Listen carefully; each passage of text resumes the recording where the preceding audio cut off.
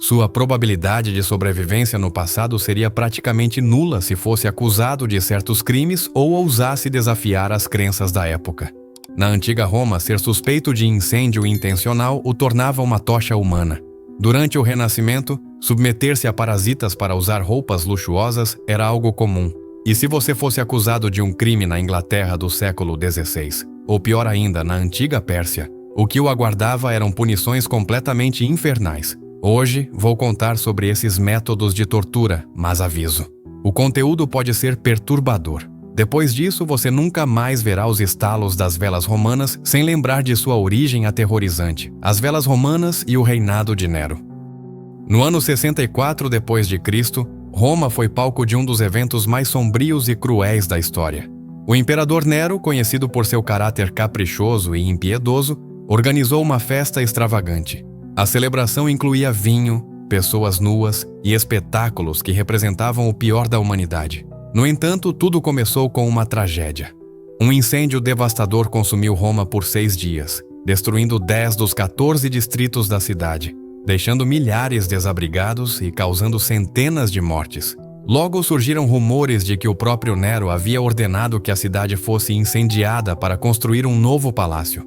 Para desviar essas acusações, Nero culpou os cristãos, que foram presos, torturados e brutalmente executados. Entre as formas mais horríveis de punição estavam as velas romanas. Os prisioneiros eram envoltos em fibras ásperas, cobertos com materiais altamente inflamáveis como alcatrão, óleo e cera, e então incendiados vivos. Essas velas humanas iluminavam as festas de Nero, enquanto a elite romana encontrava entretenimento no sofrimento humano. O fim de Nero, no entanto, não foi menos trágico.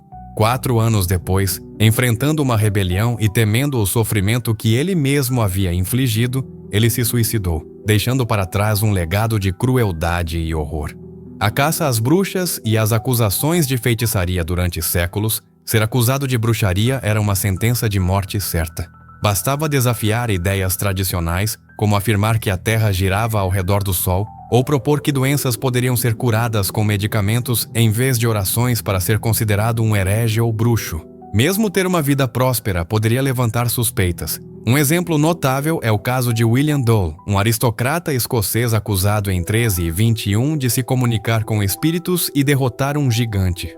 Por esses supostos crimes, ele foi condenado a uma forma de execução tão brutal que só foi utilizada algumas poucas vezes ao longo da história. Ele foi jogado em um caldeirão gigante cheio de água fervente e morreu cozido vivo.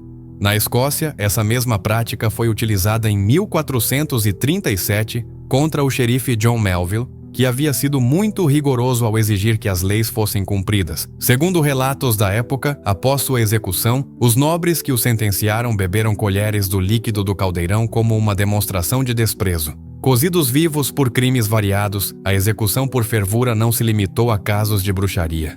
No Império Romano e na Europa medieval, essa forma de tortura era empregada contra falsificadores, assassinos e outros criminosos. Na cidade holandesa de Deventer, ainda se conserva em uma parede o caldeirão utilizado para executar falsificadores de moedas que eram cozidos em óleo. No Japão, líderes de gangues de ladrões também foram submetidos a essa punição. Um caso especialmente impactante ocorreu na Inglaterra em 1531, quando um cozinheiro chamado Richard Roos envenenou acidentalmente a comida do bispo John Fisher, matando 2 pessoas. A ira do bispo levou o rei Henrique VIII a aprovar uma lei específica que permitia cozinhar pessoas vivas por tentativas de envenenamento, sem necessidade de julgamento público. Embora essa lei tenha sido criada exclusivamente para punir Roos, sua existência representa uma das demonstrações mais extremas de crueldade legal na história inglesa. Embora essas práticas pareçam relegadas ao passado, existem relatos preocupantes de seu uso em épocas recentes. Em 2002, foram relatados casos no Uzbequistão, onde prisioneiros morreram com queimaduras que, segundo testemunhas, só poderiam ter sido causadas por água fervente. Em 2010, um documentário revelou que os cartéis mexicanos supostamente utilizavam óleo fervente como método de tortura e execução para traidores. Se você chegou até aqui, eu o encorajo a dar um like e se inscrever no canal para continuar desfrutando de conteúdo fascinante como este. Seu apoio é muito importante para nós. O lado sombrio da beleza vitoriana. Para nos afastarmos momentaneamente desses horrores, imaginemos os majestosos bailes da era vitoriana, com mulheres exibindo vestidos elegantes e joias deslumbrantes. No entanto, essa beleza exterior escondia práticas perigosas e padrões de beleza nada saudáveis. As mulheres, em sua busca pela perfeição, submetiam-se a tratamentos que colocavam suas vidas em risco, desde espartilhos que deformavam o corpo até maquiagens feitas com venenos. Na época vitoriana, os padrões de beleza eram tão extremos que as mulheres estavam dispostas a suportar torturas inimagináveis para alcançar os ideais da época. Cinturas de 40 centímetros, pele pálida, lábios carmim e uma aparência extremamente magra. Uma das práticas mais impactantes para atingir essas metas era ingerir pílulas contendo ovos de parasitas. Essas pílulas continham ovos de tênia, um verme que podia crescer até 10 metros dentro do corpo e absorver grande parte dos nutrientes dos alimentos ingeridos pela vítima. Embora os anúncios desses produtos prometessem que as mulheres poderiam comer tudo o que quisessem sem ganhar peso ou sofrer efeitos colaterais, a realidade era bem diferente. As infectadas sofriam desde dores abdominais, refluxo ácido e náuseas até intoxicações graves causadas pelos resíduos do parasita que danificavam o fígado e o sistema imunológico. À medida que o verme crescia, as mulheres desenvolviam anemia severa, fadiga extrema, tonturas e até insuficiência cardíaca, o que podia levá-las à morte. Mas o mais macabro era o método utilizado para tentar remover esses parasitas. Uma armadilha com um pedaço de queijo que as mulheres precisavam engolir preso a uma corda. Muitas morriam asfixiadas no processo, e aquelas que sobreviviam raramente conseguiam se livrar do verme. Felizmente, hoje em dia, a cultura começou a aceitar a diversidade de corpos e a promover um estilo de vida saudável. Se alguém criticar sua aparência, você pode simplesmente desejar a essa pessoa uma boa viagem de volta à antiga Pérsia, lugar de origem de algumas das torturas mais cruéis da história. Antiga Pérsia e o castigo de esquisme. Um dos métodos de execução mais aterrorizantes já registrados é o esquisme, originado na Antiga Pérsia. Nesse castigo, a vítima era amarrada entre dois barcos com o corpo coberto de leite e mel. À primeira vista, isso poderia parecer inofensivo, mas o que seguia era um verdadeiro inferno. O doce aroma do mel atraía insetos que cobriam o rosto e os membros da vítima, mordendo-a e picando-a continuamente. Além disso, a dieta forçada de leite e mel provocava diarreia severa, enchendo o interior do barco com dejetos humanos. Esse ambiente úmido e sujo criava o cenário perfeito para parasitas, vermes e larvas, que começavam a devorar a pessoa viva por dentro. O primeiro registro desse castigo remonta ao ano 401 a.C., quando um guerreiro foi executado dessa maneira por assassinar o irmão do rei da Pérsia. O sofrimento do condenado durou 17 dias completos, e sua morte foi lenta e agonizante.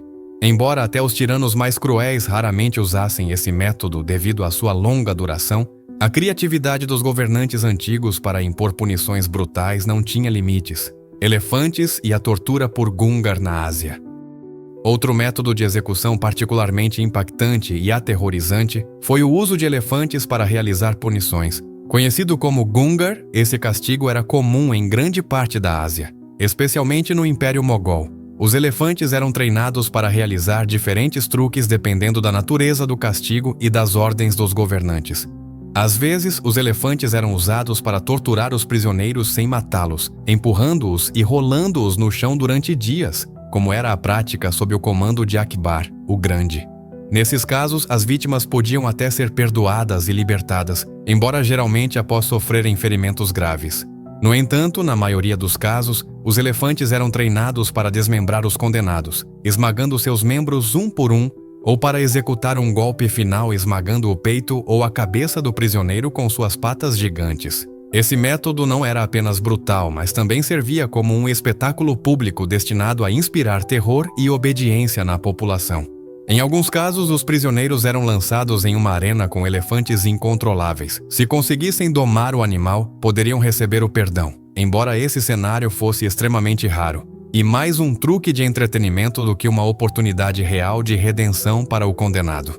Reflexão sobre o passado. O passado está repleto de histórias de crueldade e barbárie que parecem saídas de pesadelos. Desde as mulheres vitorianas que arriscavam suas vidas para cumprir padrões de beleza impossíveis, até os horrores dos métodos de execução na Pérsia ou na Ásia, essas histórias são um lembrete de quão longe a humanidade chegou em termos de justiça e direitos humanos.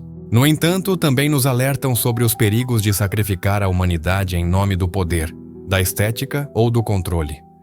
Hoje, embora enfrentemos desafios diferentes, podemos encontrar consolo no fato de que a empatia, a ciência e os direitos humanos avançaram consideravelmente. Que essas histórias sirvam como lições do que nunca devemos permitir que se repita e como uma homenagem às vítimas que sofreram sob esses sistemas de opressão. Espero que você tenha gostado dessa incrível viagem. Inscreva-se e não perca nosso próximo vídeo. Até a próxima!